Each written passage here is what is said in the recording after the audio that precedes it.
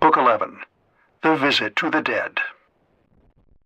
Then, when we had got down to the seashore, we drew our ship into the water and got her mast and sails into her.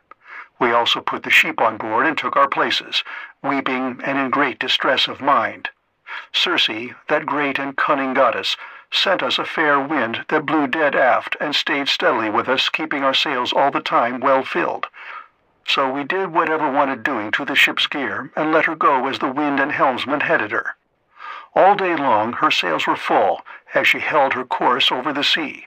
But when the sun went down and darkness was over all the earth, we got into the deep waters of the river Oceanus, where lie the land and city of the Cimmerians, who live enshrouded in mist and darkness, which the rays of the sun never pierce, neither at his rising nor as he goes down again out of the heavens. But the poor wretches live in one long melancholy night. When we got there, we beached the ship, took the sheep out of her, and went along by the waters of Oceanus, till we came to the place of which Circe had told us. Here Perimedes and Eurylochus held the victims, while I drew my sword and dug the trench a cubit each way. I made a drink offering to all the dead, first with honey and milk, then with wine, and thirdly with water. And I sprinkled white barley meal over the whole, praying earnestly to the poor feckless ghosts, and promising them that when I got back to Ithaca I would sacrifice a barren heifer for them, the best I had, and would load the pyre with good things. I also particularly promised that Tiresias should have a black sheep to himself, the best in all my flocks. When I had prayed sufficiently to the dead, I cut the throats of the 2 sheep, and let the blood run into the trench, whereon the ghosts came trooping up from Erebus, brides, young bachelors, old men worn out with toil, maids who had been crossed in love, and brave men who had been killed in battle, with their armor still smirched with blood. They came from every quarter and flitted round the trench with a strange kind of screaming sound that made me turn pale with fear. When I saw them coming, I told the men to be quick and flay the carcasses of the 2 dead sheep and make burnt offerings of them, and at the same time to repeat prayers to Hades and to Persephone. But I sat where I was with my sword drawn, and would not let the poor feckless ghosts come near the blood till Tiresias should have answered my questions. The first ghost that came was that of my comrade Elpenor, for he had not yet been laid beneath the earth. We had left his body unwaked and unburied in Circe's house, for we had had too much else to do. I was very sorry for him, and cried when I saw him. "Elpenor," said I, "how did you come down here into this gloom and darkness? You have got here on foot quicker than I have with my ship." "Sir," he answered with a groan, "it was all bad luck, and mine own unspeakable drunkenness. I was lying asleep on the top of Circe's house, and never thought of coming down again by the great staircase, but fell right off the roof and broke my neck, so my soul came down to the house of Hades. And now I beseech you, by all those whom you have left behind you, though they are not here, by your wife, by the father who brought you up when you were a child, and by Telemachus, who is the one hope of your house, do what I shall now ask you. I know that when you leave this limbo, you will again hold your ship for the Aeaean island. Do not go thence, leaving me unwaked and unburied behind you, or I may bring heaven's anger upon you. But burn me with whatever armor I have. Build a barrow for me on the seashore, that may tell people in days to come what a poor unlucky fellow I was, and plant over my grave the oar I used to row with, when I was yet alive and with my messmates." And I said, "My poor fellow, I will do all that you have asked of me." Thus then did we sit and hold sad talk with one another, I on the one side of the trench with my sword held over the blood, and the ghost of my comrade saying all this to me from the other side. Then came the ghost of my dead mother Anticlea, daughter to Autolycus. I had left her alive when I set out for Troy, and was moved to tears when I saw her. But even so, for all my sorrow, I would not let her come near the blood till I had asked my questions of Tiresias. Then came also the ghost of Theban Tiresias, with his golden scepter in his hand. He knew me and said, "Ulysses, noble son of Laertes, why, poor man, have you left the light of day and come down to visit the dead in this sad place? Stand back from the trench and withdraw your sword, that I may drink of the blood and answer your questions truly." So I drew back and sheathed my sword, whereon, when he had drank of the blood, he began with his prophecy. "You want to know," said he, "about your return home, but heaven will make this hard for you. I do not think that you will escape the eye of Neptune, who still nurses his bitter grudge against you for having blinded his son. Still, after much suffering, you may get home if you can restrain yourself and your companions when your ship reaches the Thrinacian island, where you will find the sheep and cattle belonging to the sun, who sees and gives ear to everything. If you leave these flocks unharmed and think of nothing but getting home, you may yet, after much hardship, reach Ithaca. But if you harm them, then I forewarn you of the destruction both of your ship and of your men. Even though you may yourself escape, you will return in bad plight after losing all your men, in another man's ship, and you will find trouble in your house, which will be overrun by high-handed people, who are devouring your substance under the pretext of paying court and making presents to your wife. When you get home, you will take revenge on these suitors, and after you have killed them by force or fraud in your own house, you must take a well-made oar and carry it on, till you come to a country where the people have never heard of the sea, and do not even mix salt with their food, nor do they know anything about ships, and oars that are as the wings of a ship. I will give you this certain token, which cannot escape your notice. A wayfarer will meet you, and will say it must be a winnowing shovel that you have got upon your shoulder. On this you must fix the oar in the ground, and sacrifice a ram, a bull, and a boar to Neptune. Then go home and offer hecatombs to all the gods in heaven, one after the other. As for yourself, death shall come to you from the sea, and your life shall ebb away very gently when you are full of years and peace of mind, and your people shall bless you. All that I have said will come true." "This," I answered, "must be as it may please heaven. But tell me, and tell me, and tell me true. I see my poor mother's ghost close by us. She is sitting by the blood without saying a word, and though I am her own son, she does not remember me and speak to me. Tell me, sir, how can I make her know me?" "That," said he, "I can soon do. Any ghost that you let taste of the blood will talk to you like a reasonable being, but if you do not let them have any blood, they will go away again." On this the ghost of Tiresias went back to the house of Hades, for his prophesyings had now been spoken. But I sat where I was until my mother came up and tasted the blood. Then she knew me at once and spoke fondly to me, saying, "My son, how did you come down to this abode of darkness while you are still alive? It is a hard thing for the living to see these places, for between us and them there are great and terrible waters, and there is Oceanus, which no man can cross on foot, but he must have a good ship to take him. Are you all this time trying to find your way home from Troy, and have you never yet got back to Ithaca, nor seen your wife in your own house?"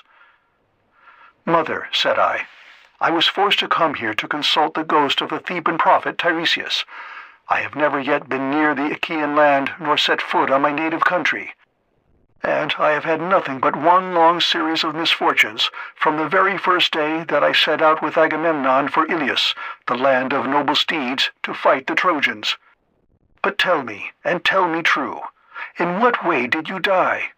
Did you have a long illness, or did heaven vouchsafe you a gentle, easy passage to eternity? Tell me also about my father, and the son whom I left behind me. Is my property still in their hands, or has someone else got hold of it, who thinks that I shall not return to claim it? Tell me again what my wife intends doing, and in what mind she is. Does she live with my son and guard my estate securely, or has she made the best match she could and married again?"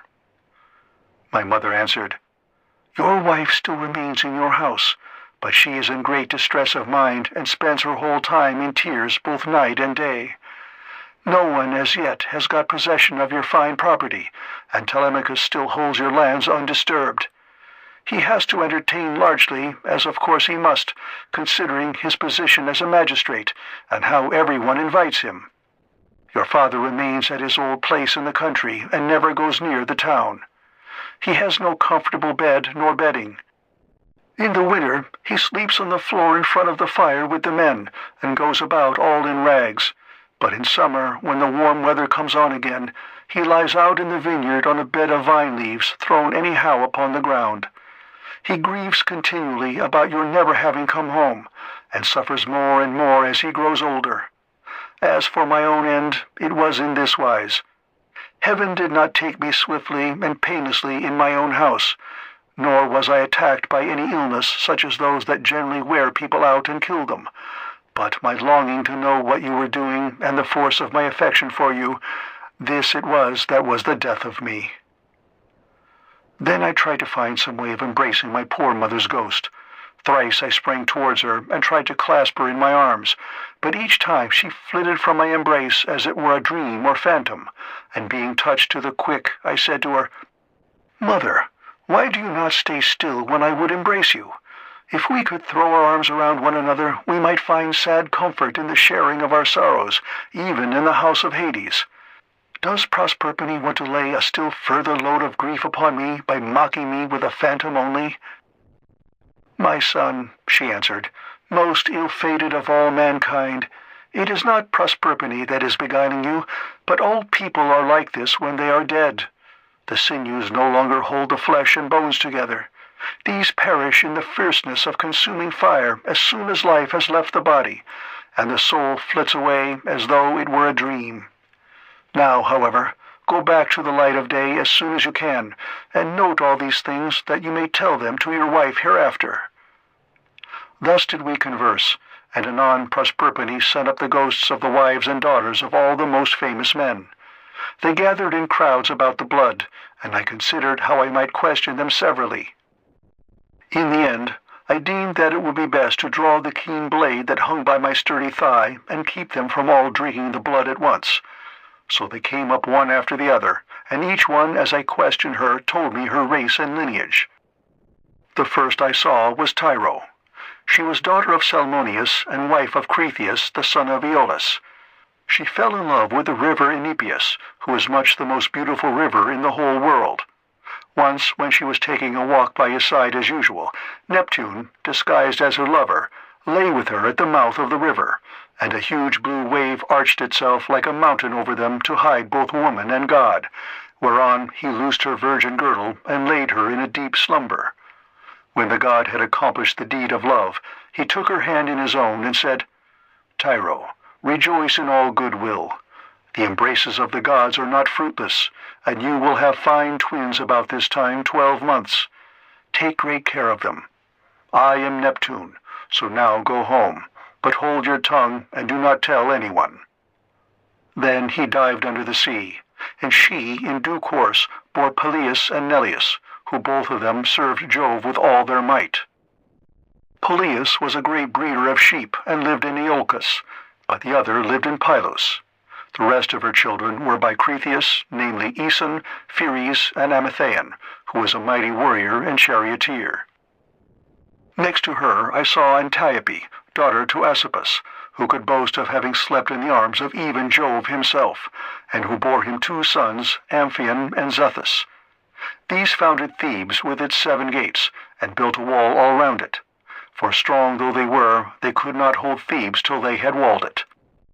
Then I saw Alcmena, the wife of Amphitryon, who also bore to Jove indomitable Hercules, and Megara, who was the daughter to great King Creon, and married the redoubtable son of Amphitryon. I also saw fair Epicaste, mother of King Antipodes, whose awful lot it was to marry her own son without suspecting it.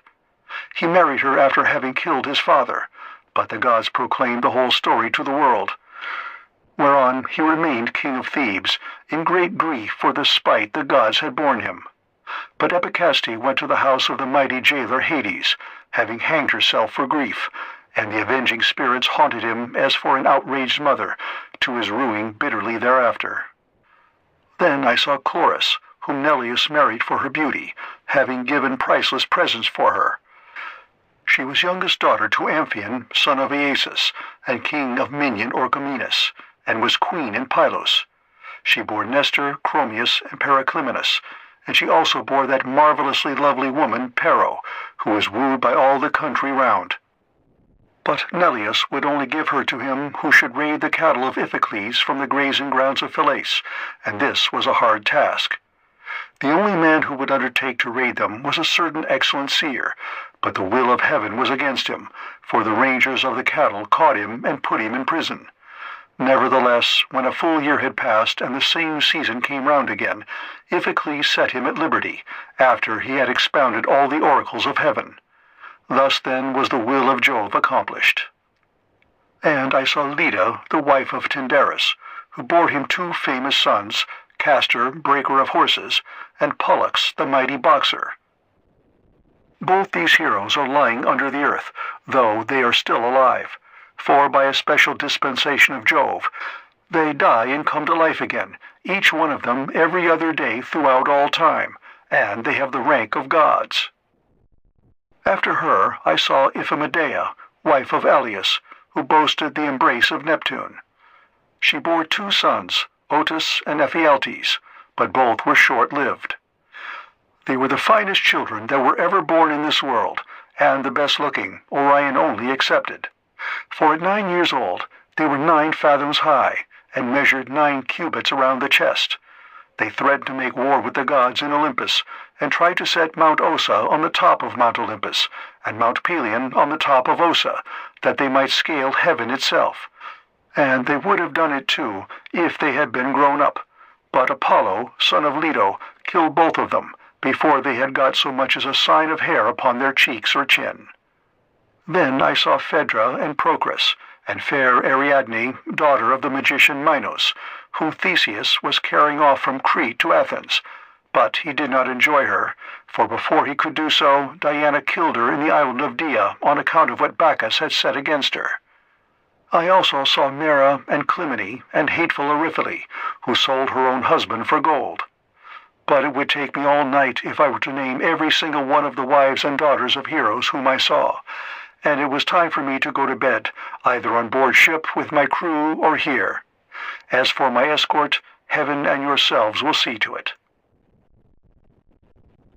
Here he ended, and the guests sat all of them enthralled and speechless throughout the covered cloister.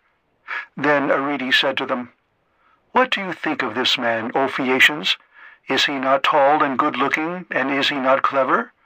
True, he is my own guest, but all of you share in the distinction. Do not be in a hurry to send him away, nor niggardly in the presents you make to one who is in such great need, for heaven has blessed all of you with great abundance." Then spoke the aged hero Achenius, who was one of the oldest men among them. "My friends," said he, "what our august queen has just said to us is both reasonable and to the purpose. Therefore, be persuaded by it. But the decision whether in word or deed rests ultimately with King Alcinous." "The thing shall be done," exclaimed Alcinous, "as surely as I still live and reign over the Phaeacians. Our guest is indeed very anxious to get home. Still, we must persuade him to remain with us until tomorrow, by which time I shall be able to get together the whole sum that I mean to give him. As regards his escort, it will be a matter for you all, and mine above all others as the chief person among you." And Ulysses answered, "King Alcinous, if you were to bid me to stay here for a whole 12 months, and then speed me on my way, loaded with your noble gifts, I should obey you gladly, and it would redound greatly to my advantage, for I should return fuller-handed to my own people, and should thus be more respected and beloved by all who see me when I get back to Ithaca." "Ulysses," replied Alcinous, "not one of us who sees you has any idea that you are a charlatan or a swindler. I know there are many people going about who tell such plausible stories that it is very hard to see through them, but there is a style about your language which assures me of your good disposition. Moreover, you have told the story of your own misfortune, and those of the Argives, as though you were a practiced bard. But tell me, and tell me true, whether you saw any of the mighty heroes who went to Troy at the same time with yourself, and perished there. The evenings are still at their longest, and it is not yet bedtime. Go on, therefore, with your divine story, for I could stay here listening till tomorrow morning, so long as you will continue to tell us of your adventures." "Alcinous," answered Ulysses, "there is a time for making speeches, and a time for going to bed. Nevertheless, since you so desire, I will not refrain from telling you the still sadder tale of those of my comrades who did not fall fighting with the Trojans, but perished on their return through the treachery of a wicked woman." When Proserpine had dismissed the female ghosts in all directions, the ghost of Agamemnon, son of Atreus, came sadly up to me, surrounded by those who had perished with him in the house of Aegisthus. As soon as he had tasted the blood, he knew me, and weeping bitterly, stretched out his arms towards me to embrace me. But he had no strength nor substance any more, and I too wept and pitied him as I beheld him. "How did you come by your death?" said I, "King Agamemnon. Did Neptune raise his winds and waves against you when you were at sea, or did your enemies make an end of you on the mainland when you were cattle lifting or sheep stealing, or while they were fighting in defense of their wives and city?" "Ulysses," he answered, "noble son of Laertes, I was not lost at sea in any storm of Neptune's raising, nor did my foes dispatch me upon the mainland, but Aegisthus and my wicked wife were the death of me between them. He asked me to his house, feasted me, and then butchered me most miserably, as though I were a fat beast in a slaughterhouse, while all around me my comrades were slain like sheep or pigs for the wedding breakfast or picnic or gorgeous banquet of some great nobleman. You must have seen numbers of men killed either in a general engagement or in single combat, but you never saw anything so truly pitiable as the way in which we fell in that cloister, with the mixing bowl and the loaded tables lying all about, and the ground reeking with our blood. I heard Priam's daughter Cassandra scream as Clytemnestra killed her close beside me. I lay dying upon the earth with the sword in my body, and raised my hands to kill the slut of a murderess, but she slipped away from me. She would not even close my lips nor my eyes when I was dying, for there is nothing in this world so cruel and so shameless as a woman when she has fallen into such guilt as hers was. Fancy murdering her own husband! I thought I was going to be welcomed home by my children and my servants, but her abominable crime has brought disgrace on herself and all women who shall come after, even on the good ones." And I said, "In truth, Jove has hated the house of Atreus from first to last in the matter of their women's counsels. See how many of us fell for Helen's sake, and now it seems that Clytemnestra hatched mischief against you too during your absence. Be sure, therefore," continued Agamemnon, "and not be too friendly even with your own wife. Do not tell her all that you know perfectly well yourself. Tell her a part only, and keep your own counsel about the rest. Not that your wife, Ulysses, is likely to murder you, for Penelope is a very admirable woman, and has an excellent nature. We left her a young bride with an infant at her breast when we set out for Troy. This child, no doubt, is now grown up happily to man's estate, and he and his father will have a joyful meeting and embrace one another, as it is right they should do, whereas my wicked wife did not even allow me the happiness of looking upon my son, but killed me ere I could do so. Furthermore, I say, and lay my saying to your heart, do not tell people when you are bringing your ship to Ithaca, but steal a march upon them, for after all this there is no trusting women. But now tell me, and tell me true. Can you give me any news of my son Orestes? Is he in Orchomenus, or at Pylos, or is he at Sparta with Menelaus? For I presume that he is still living." And I said, "Agamemnon, why do you ask me? I do not know whether your son is alive or dead, and it is not right to talk when one does not know." As we two sat weeping and talking thus sadly with one another, the ghost of Achilles came up to us with Patroclus, Antilochus, and Ajax, who was the finest and goodliest man of all the Danaans after the son of Peleus. The fleet descendant of Aeacus knew me and spoke piteously, saying, "Ulysses, noble son of Laertes, what deed of daring will you undertake next, that you venture down to the house of Hades among us silly dead, who are but the ghost of them who can labor no more?" And I said, "Achilles, son of Peleus, foremost champion of the Achaeans, I came to consult Tiresias and see if he could advise me about my return home to Ithaca, for I have never yet been able to get near the Achaean land, nor to set foot in my own country, but have been in trouble all the time. As for you, Achilles, no one was ever yet so fortunate as you have been, nor ever will be. For you were adored by all us Argives as long as you were alive, and now that you are here, you are a great prince among the dead. Do not, therefore, take it so much to heart, even if you are dead." "Say not a word," he answered, "in death's favor.